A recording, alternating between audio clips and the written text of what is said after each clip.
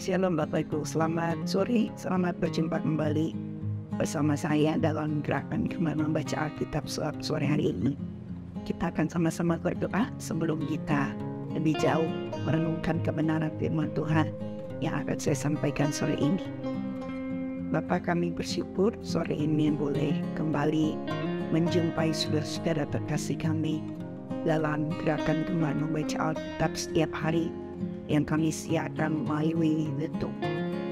Kami percaya firman Tuhan yang kami tabur tidak akan pernah sia-sia, dan apa yang sudah kami sampaikan di dalam bacaan ini akan menjadi berkat bagi setiap orang yang mendengarkannya. Pimpinlah pemberitaan sore ini supaya boleh jatuh di tanah-tanah hati yang baik. Firman ini boleh bertumbuh, berakar, berbuah-buah. Maka Bapak, hamba mohon pengurapan, hikmat, pertolongan Tuhan dalam membaca dan mengingatkan firman Tuhan sore ini. Dalam nama Yesus kami berdoa. Amin. Bapak Ibu Saudara, sore hari ini pembacaan kita telah sampai di dalam 1 Samuel pasal yang ke-13. Ya, ada 23 ayat di sini yang akan kita sama-sama lihat tentang perjalanan Saul sebagai seorang raja yang diangkat atas keinginan orang-orang Israel pada waktu itu. Dan pada akhirnya Tuhan memerintahkan Samuel untuk mengurapi Saul untuk menjadi raja. Namun dalam perjalanan waktu kita melihat ada hal-hal yang dilakukan oleh Saul yang membuat pada akhirnya Tuhan tidak berkenan pada kehidupannya. Kenapa? Karena ada hal-hal yang tidak sesuai dengan apa yang dikehendaki oleh Tuhan. Dalam cerita ini atau dalam kisah ini, pada waktu itu ketika Saul telah menjadi raja, setelah 2 tahun dia memerintah di tengah-tengah orang Israel, dan kemudian dia memilih, kita baca ayat-ayat ini, Saul berumur sekian tahun ketika ia menjadi raja. 2 tahun ia memerintah atas Israel. Saul memilih 3.000 orang dari antara orang Israel. 2.000 orang ada bersama-sama dengan Saul di Mikmas dan di pegunungan Betel. Sedang 1.000 orang ada bersama-sama dengan Yonatan di Gilead Benyamin. Tetapi selebihnya dari rakyat itu disuruhnya pulang masing-masing ke kemahnya. Yonatan memukul kalah pasukan pendudukan orang Filistin yang ada di Geba. Dan hal itu terdengar oleh orang Filistin. Karena itu Saul menyuruh meniup sangkakala di seluruh negeri, sebab pikirnya biarlah orang Ibrani mendengarnya. Demikianlah seluruh orang Israel mendengar kabar bahwa Saul telah memukul kalah pasukan pendudukan orang Filistin, dan dengan demikian orang Israel dibenci oleh orang Filistin. Kemudian dikerahkanlah rakyat itu untuk mengikuti Saul ke Gilgal.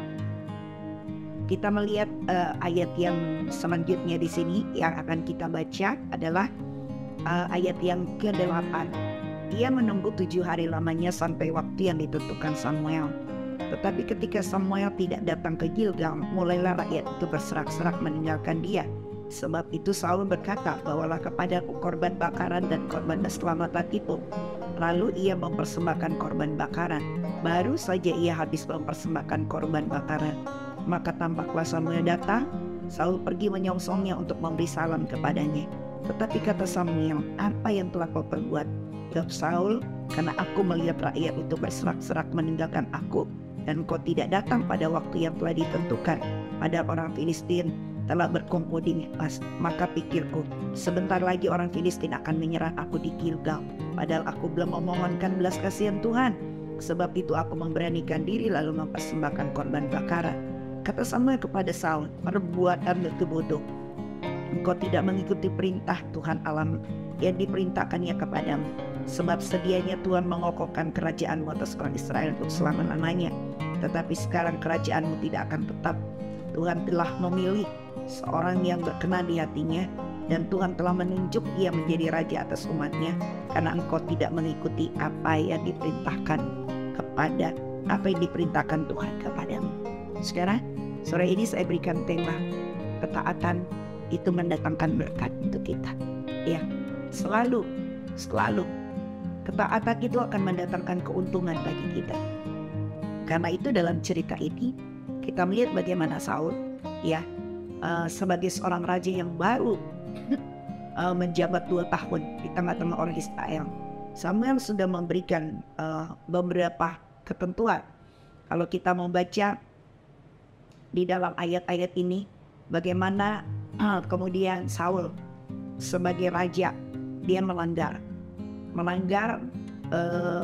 bagiannya, karena ketika dia merasa rakyat meninggalkan dia, dengan melihat rakyat pergi meninggalkan dia dalam ketakutan karena orang-orang Filistin telah berkumpul di Mikmas untuk menyerang orang Israel, maka Saul dengan tidak berpikir panjang, dia memerintahkan rakyat untuk membawa korban, memberikan binatang, dan dia mempersembahkan korban. Dia pikir bahwa apa yang dia lakukan itu benar, apa yang dia lakukan itu tepat. Tapi ternyata kesalahan fatal buat Saul, karena Samuel tuh sudah memerintahkan. Kalau saudara membaca di dalam 1 Samuel pasal yang ke-12, bagaimana di dalam ayat yang ke-14 dikatakan, asal saja kamu takut akan Tuhan, beribadah kepadanya, mendengarkan firman-Nya, dan tidak menentang titah Tuhan, dan baik kamu maupun raja yang akan memerintah kamu itu mengikuti Tuhan Allahmu. Ya, tetapi jika kamu tidak mendengarkan firman Tuhan dan kamu menentang titah Tuhan, maka tangan Tuhan akan melawan kamu dan melawan rajamu. Ya, jadi sudah diberitahukan sebenarnya awal mula apa yang harus dilakukan oleh orang Israel, apa yang harus dilakukan oleh raja orang Israel. Dalam pasal yang ke-12 ayat yang ke-20 berkata, dan berkatalah Samuel kepada bangsa itu, jangan takut, memang kamu telah melakukan segala kejahatan ini, tetapi janganlah berhenti mengikuti Tuhan, melainkan beribadahlah kepada Tuhan dengan segenap hatimu.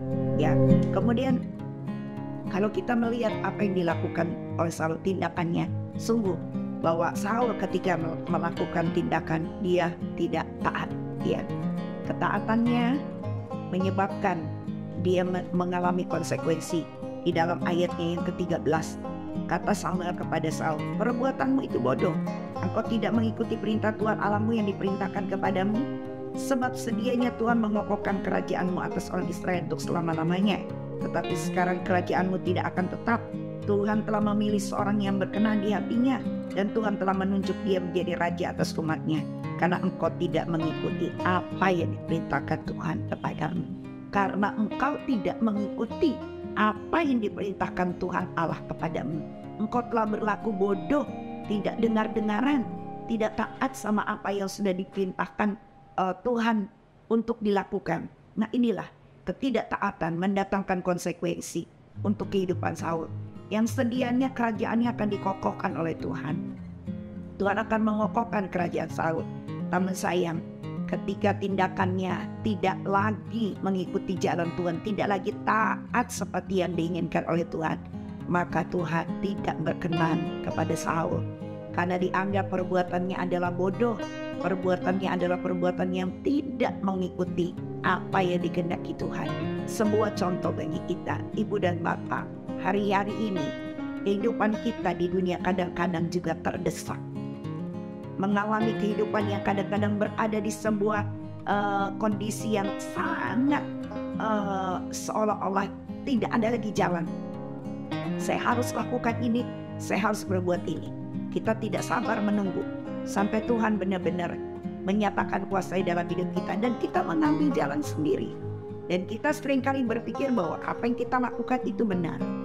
Sore ini saya mau ingatkan, ketaatan kita mendatangkan berkat, ketaatan mendatangkan keselamatan, ketaatan itu mendatangkan sukacita dan damai sejahtera. Karena itu belajarlah, mari kita belajar hidup taat kepada Tuhan. Kalau Tuhan mengatakan seperti ini, lakukanlah seperti itu. Ya, kalau Tuhan mengatakan demikian, lakukanlah demikian, seperti apa yang dikatakan Tuhan. Jangan kita banyak melanggar, karena ketidaktaatan selalu akan mendatangkan hal yang tidak menyenangkan, merupakan sebuah konsekuensi atas kehidupan orang yang tidak mau mentaati Tuhan. Ayo Bapak dan Ibu, kita sebagai orang tua, betapa bahagianya kita, betapa senangnya kita kalau anak-anak yang lahir, yang Tuhan berikan, yang kita besarkan, mereka hidup taat, mereka dengar-dengaran, mereka suka melakukan perintah Bapak dan Ibu. Kita tahu anak itu akan menjadi anak kesukaan. Kita, saya dan saudara adalah anak-anak Tuhan. Sikap yang benar sebagai anak adalah taat. Sikap yang benar sebagai anak adalah menurut apa yang diperintahkan oleh Bapa kepada kita. Apa yang Bapa suka, itu yang kita lakukan. Apa yang Bapa tidak suka, itu jangan kita lakukan. Apa yang Bapa kehendaki untuk kita lakukan, itu yang kita lakukan. Bukan apa yang Bapa tidak kehendaki yang kita lakukan, karena itu salah. Itu akan menjadi sesuatu yang mendatangkan hukuman bagi kita. Lihatlah Saul dalam perjalanannya, pada akhirnya Tuhan tidak berkenan kepada dia. Ya, sedianya dia akan, kerajaannya akan dikokohkan. Saul akan dibuat Tuhan menjadi seorang raja Israel yang besar. Namun kata firman Tuhan dalam ayat 14, tetapi sekarang kerajaanmu tidak akan tetap. Tuhan telah memilih seorang yang berkenan di hatinya, dan Tuhan telah menunjuk dia menjadi raja atas umat. Ya, yang kedua saudara, selain kita hidup taat sama Tuhan, mari kita belajar hidup berkenan. Karena yang dipilih Tuhan adalah orang yang berkenan, yang hidupnya berkenan kepada Tuhan. Orang yang berkenan kepada Tuhan bukan hanya menyenangkan hati Tuhan. Orang yang hidupnya berkenan kepada Tuhan, Tuhan selalu akan menopang hidupnya, akan selalu memimpin hidupnya. Karena dikatakan apa? Seorang yang berkenan di hatinya. Tuhan telah memilih seorang yang berkenan di hatinya, dan Tuhan telah menunjuk dia akan menjadi raja atas umatnya. Menunjuk dia, memberikan jabatan raja yang tadinya Saul, tapi karena Saul tidak berkenan, karena orang yang taat, tidak taat adalah orang yang tidak berkenan. Orang yang berkenan adalah orang yang taat, orang yang suka dengar-dengaran, orang yang suka melakukan apa yang dikehendaki Tuhan. Jadilah taat saudara, jadilah berkenan. Karena hidup orang-orang yang taat dan berkenan sama Tuhan, saudara akan melihat bagaimana Tuhan akan bawa saudara untuk melihat perkara-perkara yang mungkin secara mata manusia itu tidak mungkin. Tapi kalau kau hidup taat, kau hidup berkenan, yakinlah Tuhan akan bawa untuk melihat perkara-perkara yang besar yang Tuhan kerjakan atas hidup kita. Kiranya sore hari ini Tuhan menolong kita dari cerita, dari kisah Saul menjadi pelajaran penting untuk saya dan saudara. Mari, kalau kita sebagai pemimpin, jadilah pemimpin yang benar-benar melakukan apa yang harus kita lakukan sesuai dengan perintahnya Tuhan, sesuai dengan kehendaknya Tuhan. Kalau kita adalah anak-anak muda, jadilah anak-anak muda yang mentaati Tuhan dalam segala hal kehidupanmu. Jangan berjalan menurut mau kita sendiri atau sesuai dengan kehendak kita sendiri, dan kita mengabaikan kehendak Tuhan. Kita mengabaikan perintah Tuhan, kita mengabaikan apa yang menjadi keinginan Tuhan. Mari hidup berkenan, mari hidup taat. Kalau kau hidup taat, hidup berkenan di hadapan Tuhan, saudara akan dibawa Tuhan terus melihat hal-hal yang besar. Karena Allah telah menyediakan sesuatu yang istimewa bagi orang-orang yang mau mentaati Tuhan tanpa syarat, taat sama Tuhan, hidup berkenan sama Tuhan. Walaupun dunia gonjang-ganjing, dunia penuh dengan segala macam tipu daya untuk menarik dan menyeret kita, hidup berkenan. Karena orang hidup berkenan, kita tahu firman Allah berkata, apabila dia jatuh, dia tidak akan sampai tergeletak, sebab tangannya menopang kita. Orang-orang yang hidup berkenan, Tuhan menopang. Tuhan menopang sekalipun dunia mencoba untuk menjatuhkan kita. Banyak orang mencoba untuk menjatuhkan kita. Tapi kalau kau hidup taat dan berkenan, Tuhan akan topang dan kau tidak akan dibiarkan jatuh. Sore ini Tuhan mau berkati kita. Pelajaran ini menjadi begitu berharga. Kalau hari-hari engkau sudah tidak taat sama Tuhan, kau lebih taat pada keinginan dagingmu sendiri, kau lebih taat pada keinginan hatimu sendiri, dan kau mengabaikan Tuhan, mengabaikan perintah Tuhan, mengabaikan apa yang Tuhan inginkan, kembalilah. Karena orang yang taat dan hidup berkenan pasti diberkati. Orang yang taat dan hidupnya berkenan pasti ditolong Tuhan. Amin firman Tuhan. Mari kita berdoa dan mengucap syukur. Selamat menikmati berkat Tuhan dalam hidup saudara. Kami mengucap syukur ya Tuhan telah merenungkan firman-Mu sore hari ini. Kami mengambil pelajaran penting dari kitab 1 Samuel 13 tentang perjalanan hidup Saul yang baru saja diangkat menjadi raja bagi orang Israel. Namun sangat disayangkan, hidupnya mendatangkan sesuatu yang membuat dan merugikan dirinya sendiri. Karena ketidaktaatan, Saul ditolak, kerajaannya tidak dikokohkan. Karena ketidaktaatannya, Saul pada akhirnya mengalami konsekuensi dari ketidaktaatannya.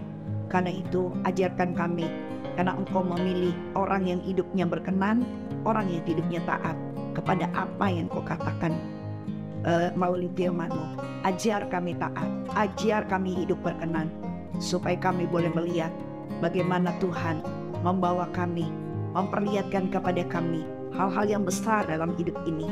Tuhan memperlihatkan keselamatan, memperlihatkan apa yang akan kami nikmati dalam hidup kami, menyatakan berkat, menyatakan hal-hal yang penuh dengan damai sejahtera.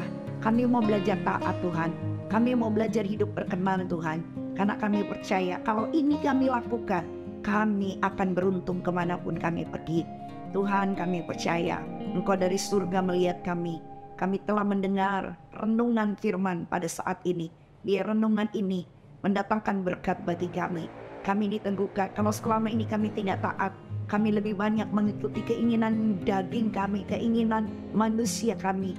Bahkan kami seringkali mengikuti keinginan dunia, keinginan setan Tuhan, yang membuat kami tidak berkenan karena ketidaktaatan, karena kejahatan. Karena itu merupakan kejahatan. Orang yang tidak taat, orang yang tidak taat, orang yang hidupnya mengikuti kehendaknya sendiri adalah orang yang tidak berkenan di hadapan Tuhan.